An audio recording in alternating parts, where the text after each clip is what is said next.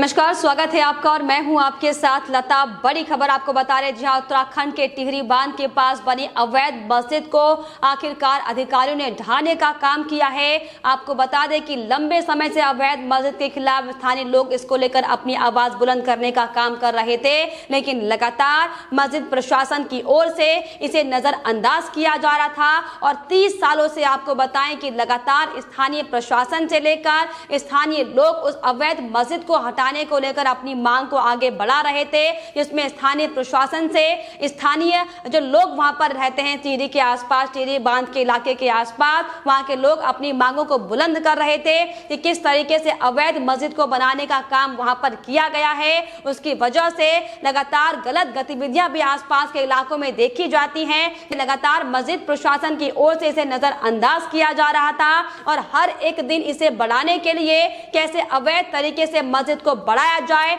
उसको लेकर इस पर काम किया जाता है। लेकिन अब आखिरकार साफ तौर पर अधिकारियों की ओर से स्थानीय युवाओं के जोर लगाने के बाद विश्व हिंदू परिषद से लेकर जो अलग अलग तमाम दल इसको लेकर अपनी आवाजों को बुलंद कर रहे थे, इसके बाद अब बड़ी कार्रवाई की गई है और अब टिहरी बांध के पास बना अवैध मस्जिद को आखिरकार ध्वस्त करने का काम किया गया है। जी हाँ, दरअसल आपको बता दें कि जब सन 2000 में टिहरी बांध को बनाने के लिए जेपी कंस्ट्रक्शन की कंपनी वहां पर आई थी, वहां पर कुछ मुस्लिम श्रमिकों के लिए एक अस्थायी मस्जिद का निर्माण दरअसल किया गया था, ताकि वहां पर जो मुस्लिम श्रमिक जो है वहां पर काम कर रहे हैं उन्हें नमाज पढ़ने में कोई दिक्कतें ना आए। इसीलिए टिहरी बांध के झील के किनारे उन्हें एक अस्थायी जगह दी गई थी ताकि आप नमाज को पढ़ सके। लेकिन जब प्रोजेक्ट का काम पूरा हो गया, जब कंपनी और मजदूर वहां से चले गए, तो उसके बावजूद भी अस्थायी मस्जिद को वहां से हटाया नहीं गया, बल्कि ना सिर्फ हटाना छोड़िए बल्कि वहां पर और ज्यादा अलग अलग जगह से फंड लेकर मस्जिद को अवैध तरीके से बढ़ाने का काम किया जा रहा था, जिसको लेकर तमाम स्थानीय नेताओं से लेकर हिंदू संगठनों और स्थानीय लोगों ने अपनी आवाजों को कई बार मस्जिद के खिलाफ बुलंद करने का काम किया। लेकिन संरचना को हटाने के लिए कोई कार्रवाई उसको लेकर नहीं की गई। लेकिन अब जब साफ तौर पर तमाम अलग अलग दलों के साथ साथ जब स्थानीय लोगों ने अपनी आवाज को बुलंद करने का काम किया, तो अब आखिरकार मस्जिद को ढा दिया गया है, क्योंकि वाकई टिहरी वासियों के लिए बड़ी जीत के तौर पर देखा जा रहा है। जी हाँ, और दरअसल आपको बताएं कि यही बड़ी वजह है कि लगातार पिछले कई सालों से उत्तराखंड में भू कानून को लेकर जोर ज्यादा तेजी से पकड़ रही है, क्योंकि जिस तरीके से बाहर के लोग उत्तराखंड में आकर पर्वतीय इलाकों में आकर अपने काम धंधे के आड़ में अलग अलग गतिविधियां करते हुए दिखाई पड़ रहे हैं, किस तरीके से अवैध तरीके से सरकारी जमीनों पर अतिक्रमण करने का जो काम किया जा रहा है, इसको रोकने के लिए, इससे पहाड़ को बचाने के लिए दरअसल लगातार लंबे समय से भू कानून की मांग उठ रही है,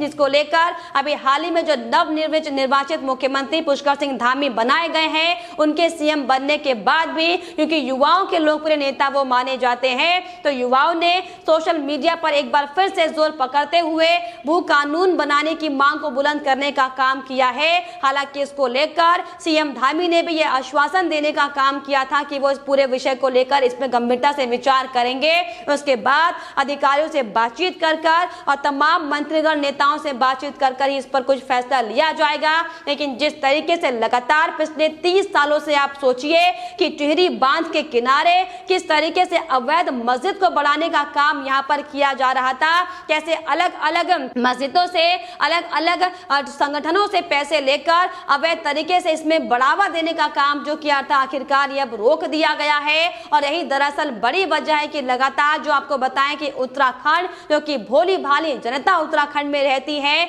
उसे किस तरीके से ठगने के लिए अब बाहरी पार्टियों ने भी यहाँ पर आने का मन बना लिया। वो मैं इसलिए कह रही हूँ क्योंकि जिस तरीके से अब जो आम आदमी पार्टी से लेकर तमाम अलग अलग दल उत्तराखंड के रण में कूदने को तैयार है, ऐसे में ये बेहद ज्यादा जरूरी है कि हमें अपनी परंपरा को बचाए रखना है, हमें अपने सामाजिक वातावरण को बचाए रखना है, हमें अपने पहाड़ की संस्कृति को बचाए रखना है और इसको एकजुट होकर बचाना होगा। और जिस तरीके से जो बाहरी लोग उत्तराखंड में आकर अपना जो से गढ़ बनाने की कोशिश कर रहे हैं, इस पर नियंत्रण करना होगा, जिसको लेकर आज साफ तौर पर जो टिहरी बांध में ये जो अधिकारियों की ओर से बड़ी कार्रवाई की गई है, ये साफ तौर पर धामी सरकार के बड़े एक्शन का असर है। क्योंकि जब से धामी सरकार उत्तराखंड में आई है, किस तरीके से तमाम अलग अलग जिले के अधिकारियों को, तमाम एसडीएम से लेकर डीएम को ये सख्त निर्देश सीएम की ओर से दिए जा चुके हैं कि किसी भी हाल में कोई भी गलत तरीके से गलत गतिविधि के साथ काम को आगे ना करने दिया जाए, और अगर ऐसा कहीं पाया जाता है तो कड़ी सख्त से सख्त इस पर कार्रवाई होगी। हालांकि अभी हाल ही में सरकार की ओर से अलग अलग विभागों को और खास तौर पर पर्यटन विभाग को भी आदेश दिया गया था, जो डेमोग्राफी में जो बदलाव अलग अलग जगह पर हो रहे हैं उसको लेकर भी एक रिपोर्ट तैयार की जाए। जिसके बाद पर्यटन विभाग ने अलग अलग इलाकों में जाकर जब देखा तो ये पता चला कि कितने न जाने ऐसे अतिक्रमण लगातार करने का काम यहाँ पर बाहरी लोगों ने किया है, जिसमें ये टिहरी बांध के पास बना अवैध मस्जिद जीता जागता उदाहरण है। और उसी के बाद आगे कार्रवाई को आगे बढ़ाते हुए साफ तौर पर अवैध मस्जिद को हटाने का फैसला लिया गया है, क्योंकि साफ तौर पर प्रदेश वासियों के लिए या फिर यूं कहा जाए कि टिहरी वासियों के जो लंबे समय से इसको लेकर अपना संघर्ष कर रहे थे उनके लिए इसे बड़ी जीत के तौर पर देखा जा रहा है। तो अब साफ तौर पर सख्ती दिखाते हुए विश्व हिंदू परिषद के कार्यकर्ताओं के साथ जब स्थानीय युवाओं ने खुद अपने हाथों से वहां पर मस्जिद को तोड़ना शुरू किया,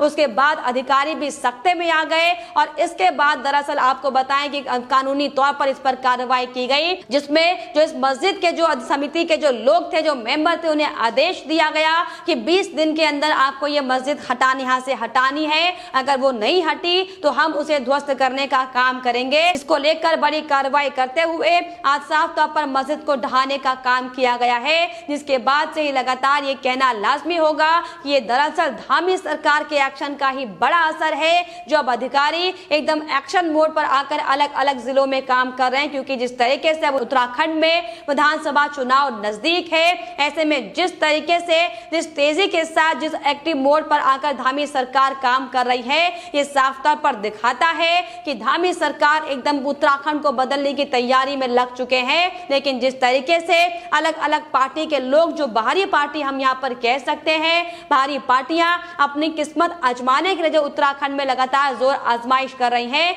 इसका खामियाजा भी हालांकि उन्हें भुगतना पड़ेगा। क्योंकि जिस तरीके से उत्तराखंड लंबे समय से उत्तराखंड मांगे भू कानून को लेकर जोर पकड़ती दिखाई पड़ रही है, इसी को लेकर अब साफ तौर पर यह बड़ा कयास लगाया जा रहा है कि अगर आने वाले टाइम पर एक बार फिर से भारतीय जनता पार्टी की सरकार 2022 में बनती है, तो जो लंबे समय से सोशल मीडिया पर भू कानून को लेकर लोगों की मांगे उठ रही, इस पर विचार किया जाएगा। हालांकि भू कानून क्यों जरूरी है, इसको लेकर भी अगर हम आपको एक छोटा सा विश्लेषण बताएं तो वो ये, क्योंकि जिस तरीके से उत्तराखंड पूरी एक पहाड़ों की भूमि है, पर्वतीय इलाका है, सीधे साधे पहाड़ी लोग यहाँ पर निवास करते हैं। लेकिन जिस तरीके से बाहरी लोग अपने उद्योग धंधे को खोलने के नाम पर जो अवैध तरीके से जमीनों को खरीद कर यहाँ के रोजगार को खत्म करने का काम करते हैं और गलत गतिविधियां यहाँ पर लगातार की जाती हैं, उसे बढ़ावा ना दिया जाए और उस पर अब नियंत्रण करते हुए उस पर विराम लगाया जाए, इसको लेकर ही लगातार अब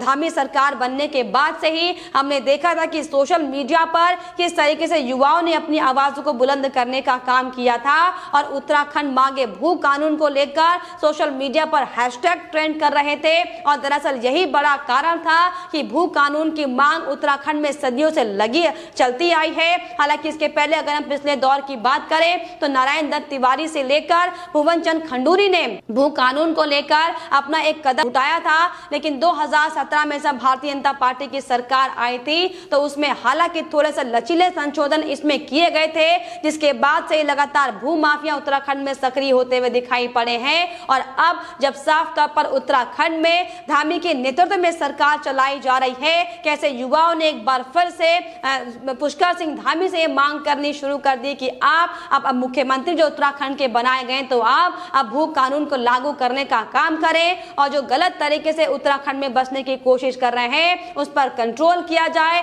उस पर लगाम लगाया जाए। और ये दरअसल बड़ा जीता जागता उदाहरण है जो आज टिहरी में साफ तौर पर टिहरी वासियों को बड़ा इंसाफ मिला है, क्योंकि यहाँ पर भी ये नियम साफ तौर पर लागू होता है, क्योंकि जिस सिर्फ और सिर्फ काम के लिए ये मजदूर वहां पर टिहरी में रहने के लिए आए थे, उन्हें सिर्फ नमाज पढ़ने के लिए वहां पर थोड़ी सी जगह दी गई थी। लेकिन आप देखिए कि कैसे नमाज पढ़ने की आड़ में एक बड़ी सी मस्जिद को खड़ा करने का वहां पर काम किया गया है, जबकि वो जमीन सरकारी जमीन है,